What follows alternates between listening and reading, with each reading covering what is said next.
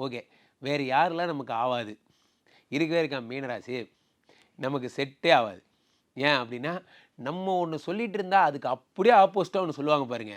யானைய கூட்டு வந்து நெறையா எவ்வளோ பெரிய ப்ரோகிராம் பண்ணலாம். யானைக்கு எவ்வளோ பெரிய ஹைலைட். யானைய கூட்டு வந்து வேற ஒண்ணு செய்யலாம். என்ன டேய்!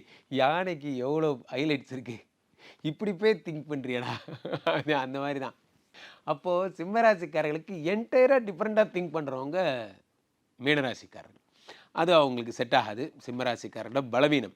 அதே மாரி மகர ராசிக்காரர்கள். சிம்ம ராசிக்காரங்க கூட கரைச்சல குடுத்துட்டே இருப்பாங்க. ஒரு மகர ராசிக்காரங்கள ஹலோ, ஆமா, ஹலோ, ஹலோ, ஹலோ, ஆமா, அப்படிதான். கடைசி வரைக்கும் அவங்களே தான் பேசிட்டு இருப்பாங்க. சிம்ம ராசிக்காரங்க ஒரு ஃபோன் பண்ணி, மகர ராசிக்காரங்க அந்த லைன்ல இருக்காங்கன்னு வச்சுக்கோங்களேன். அவங்க மட்டுமே தான் ஆமா, அது ஹலோ நான் சொல்ல வரத அ டக்குன்னு வச்சுருவாங்க. ஒரு வார்த்தை கூட என்ன பேச விடலையா? ஃபோன எடுத்தான், அவனே தான் பேசிட்டு இருக்கான். அவனே பேசி, அவனே ஆரம்பிச்சு, அவனே வச்சுட்டான். யாரு தெரியுமா? சாட்சாத் மகர ராசி.